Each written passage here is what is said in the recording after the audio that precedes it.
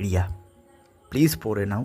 আবির, আমার ভালোবাসার ওপর অনেক বিশ্বাস। রিয়া, ওহ, তুমি না সবসময় রোম্যান্টিক হয়ে যাও, বুঝতে পেরেছ?